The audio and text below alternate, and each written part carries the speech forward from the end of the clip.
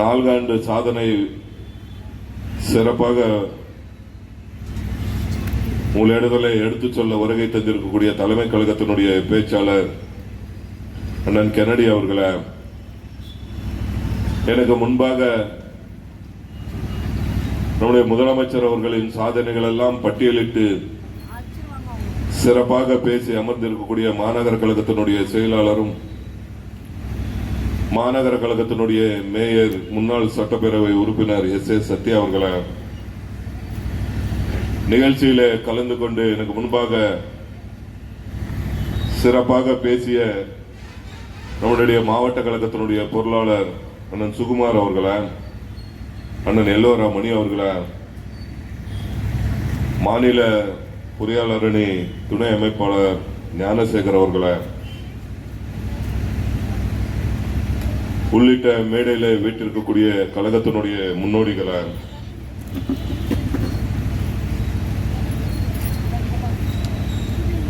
நம்முடைய தலைமை கழகத்தினுடைய இன்னொரு பேச்சாளர் அப்துல் ரஹ்மான் பாரி அவர்களை, நிகழ்ச்சியிலே கலந்து கொண்டிருக்கக்கூடிய இந்த பகுதியை சேர்ந்த அனைத்து கழகத்தினுடைய முன்னோடிகளை, தாய்மார்களே, பெரியோர்களே, இறுதியாக நன்றி உரை ஆற்ற இருக்கின்ற மாமன்ற உறுப்பினர் எம் மாதேஷ் அவர்களை உள்ளிட்ட அனைவருக்கும் என்னுடைய அன்பான வணக்கம். நம்முடைய மாண்புமிகு முதலமைச்சர் அவர்கள், நீங்கள் எல்லாம் வாக்களித்து 2021 ஆண்டு எங்களெல்லாம் தேர்ந்தெடுத்த பிறகு 2021 மே 7 நம்முடைய மாண்புமிகு முதலமைச்சர் அவர்கள் ஆளுநர் மாளிகையில் முத்துவேல் கருணாநிதி ஸ்டாலின் என்னும் நான் என்ற முழக்கத்தோடு தமிழகத்தினுடைய முதலமைச்சராக பொறுப்பேற்றார். அந்த காலகட்டம் பார்த்தீங்கன்னா கொரோனா உங்களுக்கு எல்லாம் நன்றாக தெரியும். அதுக்கு முன்னாடி நாங்க எதிர்கட்சியில இருந்தோம்.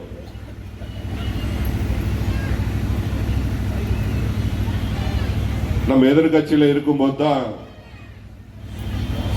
தேர்தல் சூடு பிடித்தது. அப்ப கொரோனா தான். அந்த தேர்தல் அறிக்கையில நாங்க சொன்னோம், நாங்கள் ஆட்சிக்கு வந்தால் என்னென்ன செய்வோம் என்று பட்டியலிட்டு 505 வாக்குறுதிகள் கொடுத்தோம். உங்களுக்கெல்லாம் நன்றாக தெரியும். ஒரு புத்தகமாக தான் தேர்தல் பிரச்சாரத்தின் போது கொடுத்தோம். நீங்கள் வாக்களித்து எங்களை வெற்றி பெற செய்தால் இந்த 505 வாக்குறுதிகளை நிறைவேற்றுவோம் என்று 505 வாக்குறுதிகளை உங்களுக்கு கொடுத்தோம். அந்த 505 வாக்குறுதிகளில் 95% வாக்குறுதிகளை நிறைவேற்றி காட்டிய ஒரு முதலமைச்சர் யாருன்னு சொன்னால் அது இந்தியாவிலே நம்மளுடைய முதலமைச்சர் தான். சொன்னதெல்லாம் செஞ்சிருக்கிறோம், சொல்லாததையும் செஞ்சிருக்கிறோம். சிலதெல்லாம் தேர்தல் அறிக்கையில சொல்லவே இல்லை, அந்த திட்டங்களையும் சேர்த்து செஞ்சிருக்கிறோம். மாண்புமிகு முதலமைச்சர் அவர்கள் பொறுப்பேற்ற உடனே முதல் கையெழுத்து 5 கையெழுத்து போட்டார். இங்கு வந்திருக்கக்கூடிய சகோதரிகள் எல்லாம் நகர பேருந்தில் இலவச பயணம் என்று அறிவித்தோம். இன்னைக்கு யாராவது டிக்கெட் வாங்கலீங்களா? நகர பேருந்துல வாங்குறீங்களா? சொல்லுங்க. இல்ல தானே? யாரும் சொல்ல மாட்டேன்றீங்களா? மறந்துட்டீங்களா? இல்ல இல்ல. இந்தியாவிலே எந்த மாநிலத்திலும் கொண்டு வரல, நம்மளுடைய முதலமைச்சர் தான் முதல்ல கொண்டு வந்தாங்க. உங்களுக்கு அதுபோக பெண்களுக்கு இலவச பேருந்து வசதி பண்ணி கொடுத்துட்டாங்கன்னு எங்க மாதிரி ஆளுங்கெல்லாம் கேட்டாங்க. உங்களுக்கு பெட்ரோல் விலை இதோ 3 ரூபாய் குறைக்கிறேன் என்று சொல்லி லிட்டருக்கு பெட்ரோல் விலை 3 ரூபாய் கொடுத்தாங்க, குறைச்சாங்க. பால் விலை 3 ரூபாய் குறைச்சோம். கொரோனா காலத்துல நாங்க கேட்டோம், எதிர்கட்சியில இருக்கும்போது யாரும் எந்த வேலைக்கும் போக முடியல, ஃபேக்டரிகள்லாம் மூடிட்டாங்க, கடை இல்லை, வேலைக்கு போக முடியல. ஒரு குடும்பத்துக்கு ஒரு 5000 குடும்பம்னு சொல்லி எதிர்கட்சியில இருக்கும்போது நம்மளுடைய முதலமைச்சர் நாங்கெல்லாம் எதிர்கட்சியில இருக்கும்போது கேட்டோம் எடப்பாடி பழனிசாமி கிட்ட. அந்த எடப்பாடி பழனிசாமி கடைசி வரைக்கும் காது கூட கொடுத்து கேட்கல. பல போராட்டங்கள் நடத்தினோம். அன்றைக்கே நம்மளுடைய முதலமைச்சர் சொன்னாரு, அடுத்தது நாங்க தான் ஆட்சிக்கு வர போறோம், வந்த உடனே அந்த 5000 நான் தான் கொடுக்க போறேன் அப்படின்னு சொன்னாரு. அதை கேட்ட எடப்பாடி பழனிசாமி தேர்தல் வர நேரத்தில் பொங்கலுக்கு 1000 ரூபாய் கொடுத்துட்டாரு. திரும்பி எங்க முதல் இன்னைக்கு இருக்கக்கூடிய முதலமைச்சர் அன்னைக்கு எதிர்கட்சியா இருக்கும்போது சொன்னார், நான் வந்தா மீண்டும் அந்த 4000 தரப்போறேன் என்று சொன்னார். வந்த உடனே கொடுத்துமா இல்லையாமா? 2000 2 கொடுத்துமா கொடுக்கலையா? கொடுத்தோம். அதே மாதிரி மகளிர் உரிமை தொகை கொடுக்கிறோம்னு சொன்னோம். மாதம் 1000 ரூபாய் கொடுக்கிறோம்னு சொன்னோம். யார் யாரெல்லாம் தகுதியற்றவங்க அப்படின்னு சொல்லி கணக்கெடுக்கும் போது நாங்கெல்லாம் விண்ணப்பம் கேட்டாங்க கவர்மெண்ட் சார்பா. 1,65,00,000 பேர் விண்ணப்பம் கொடுத்தாங்க, எங்களுக்கு 1000 ரூபாய் வேணும். அப்ப நாங்கெல்லாம் கொடுக்கல, எங்களுக்கு வரவும் வராது. அதுல 1,15,00,000 பேருக்கு ஒரே நாள் கொடுத்தாரு. நீங்க எல்லாருக்கும் வருதா? வராதவங்க இன்னும் சில பேர் இருப்பாங்க எனக்கு தெரிஞ்சு, அங்கங்க 1 2 5 10 இருக்கா? வராதவங்க கை தூக்குங்க. பாருங்க, வராதவங்க இருக்காங்க. உங்களுக்கு எல்லாம் அடுத்த மாசம் 3ஆம் தேதி கலைஞரோட பர்த்டே. 5 முறை இந்த நாட்டினுடைய முதலமைச்சராக இந்த தலைவர் கலைஞருடைய பர்த்டே 3ஆம் தேதி ஜூன் 3. 4ஆம் தேதி மறுபடி விண்ணப்பம் கொடுப்போம்.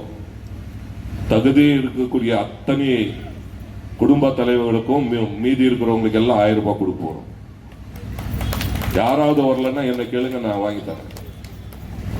1000 இடத்துல முகாம் போடுறோம், 1000 இடத்துல முகாம் போடுறோம்.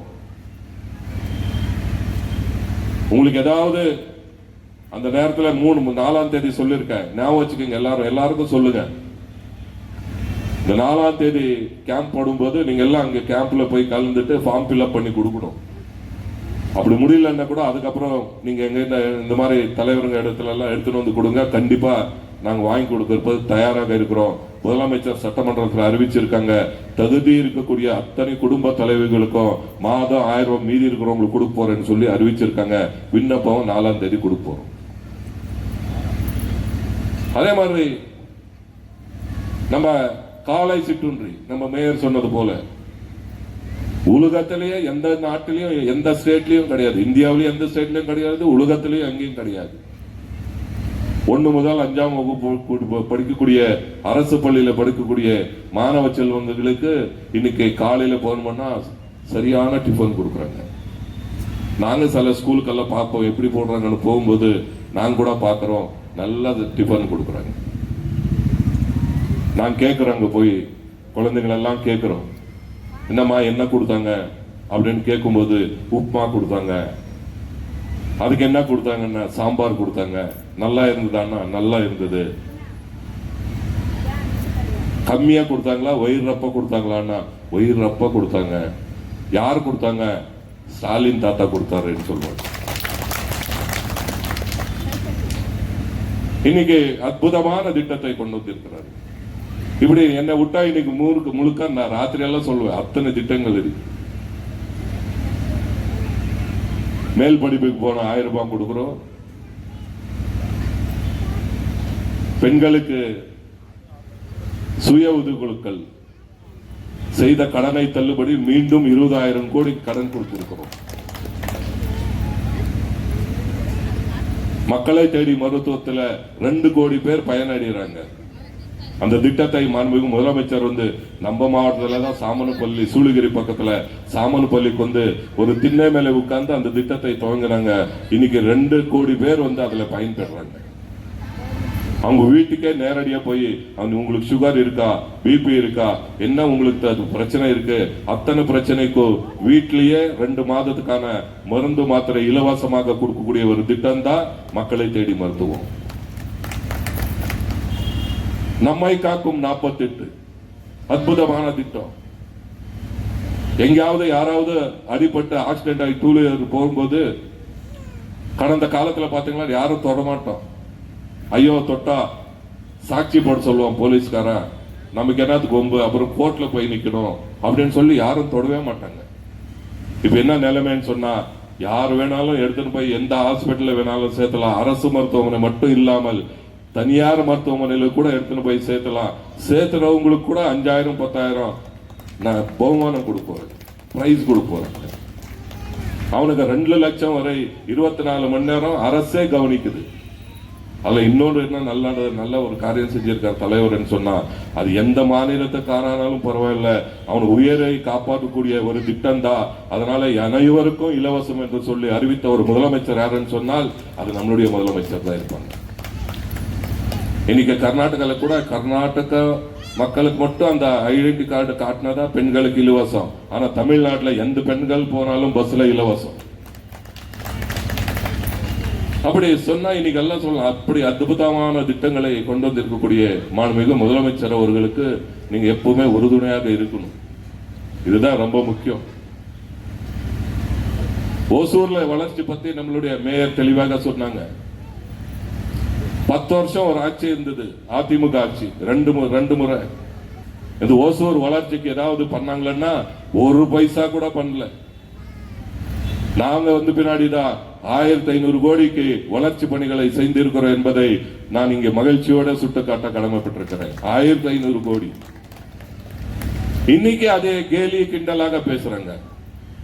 எங்க 1500 கோடி, எங்க 1500 கோடின்னு என் பின்னாடி வந்தா காட்டுவேன். நான் சட்டமன்றத்தில் புள்ளி விவரத்தோட பேசியிருக்கேன்.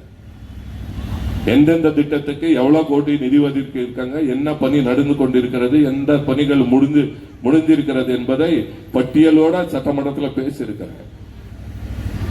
இந்த ஆண்டு மீண்டும் 1000 கோடி அறிவிச்சிருக்காரு மாண்புமிகு முதலமைச்சர் அவர்கள் ஓசூர் சட்டமன்ற தொகுதிக்கு. இப்படிப்பட்ட சாதனை மேல் சாதனை படுத்திருக்கக்கூடிய முதலமைச்சர் தான் இன்னைக்கு தமிழகத்தில் இருக்கிறார் என்பதை மகிழ்ச்சியோட சுட்டிக்காட்ட கடமைப்பட்டிருக்கிறேன். இன்னைக்கு நீங்க எந்த துறையில் எடுத்தாலும் சரி, அது கல்வித்துறையில எடுத்தாலும் சரி, மருத்துவத்துறையில எடுத்தாலும் சரி, போலீஸ் துறையில எடுத்தாலும் சரி, விவசாய துறையில எடுத்தாலும் சரி, எந்த டிபார்ட்மெண்ட்ல போனாலும் இந்தியாவிலேயே நம்பர் 1 நம்பர் 2 தான் நாம தான் இருக்கிறோம். இந்தியாவே இன்னைக்கு நம்மள தான் பாராட்டுறாங்க. அதனால நான் என்ன உங்களெல்லாம் கேட்டுக்கொள்வது என்ன என்று சொன்னால், கண்டிப்பாக இந்த திட்டங்கள் எல்லாம் தொடரணும். நீங்க ஏதாவது கொஞ்சம் 2026 நம்ம ஏமாந்தோம்னு சொன்னால் வருங்காலத்துல என்ன செய்வதற்கு தயாராக இருக்கிறாங்க. இந்த பிஜேபியும் அதிமுக சேர்ந்துட்டு 2 பேரும் கூட்டு சேர்ந்திருக்காங்க. இப்போ எடப்பாடி பழனிசாமி முட்டி போட்டு எங்கு கையெழுத்து போடுன்னு சொன்னாலும் போடுறதுக்கு தயாராக இருக்கிறோம். நீங்க அவங்களுக்கு வாக்களிக்க ஆனால் கண்டிப்பா மாதம் 1000 ரூபாய் வருது கூட நிறுத்திடுவாங்க. காலை பசங்களுக்கு போடக்கூடிய அந்த உணவு திட்டத்தை கூட நிறுத்திடுவாங்க. பெண்களுக்கு பேருந்தில் இலவச பயணம் கூட நிறுத்திடுவாங்க. ரொம்ப ஜாக்கிரதையா நீங்க யோசிக்கணும். நம்மளுடைய பசங்க மேல் படிப்பு படிக்கிறதுக்கு மாதம் 1000 ரூபாய் கொடுத்துட்டு இருக்கோம், அது கூட நிறுத்திடுவான். ஏன்னா அவனோட காழ்ப்புணர்ச்சி ஜாஸ்தி. திமுக என்னென்ன திட்டம் கொண்டு வந்தானோ அந்த திட்டங்கள் எல்லாம் மடுக்கணும் அப்படின்னு சொல்லி மோடியும் அமித்ஷாவும் எடப்பாடி பழனிசாமியும் சதி திட்டத்தை தீட்டிக் கொண்டிருக்கிறாங்க. அதனால நீங்க வருங்காலத்தில் யோசிச்சு நீங்க எந்த காரணத்துக்கும் அவங்களை இங்க கால் ஊன்ற விடக்கூடாது. அதுக்கு ஒரே வழி, நம்மளுடைய முதலமைச்சர் மீண்டும் 2வது முறையாக இந்த நாட்டினுடைய முதலமைச்சராக வர வேண்டும் என்று சொன்னால் நீங்க எல்லாம் உதயசூரியன் சின்னத்தில் தான் வாக்களிக்க வேண்டும் என்று இந்த நேரத்தில் உங்களுக்கு பணியோடு உங்களை கேட்டுக்கொள்ள நான் கடமைப்பட்டிருக்கிறேன். இந்த தமிழ்நாட்டை, தமிழ் மக்களை, இந்த தமிழ் மண்ணை காப்பாற்ற வேண்டும் என்று சொன்னால் அது திராவிட முன்னேற்ற கழகத்தினால் தான் முடியும் என்பதை நீங்கள் உணர்ந்து வாக்களிப்பீர். உதயசூரியன், மறவாதீர் உதயசூரியன். நன்றி, வணக்கம். இறுதியாக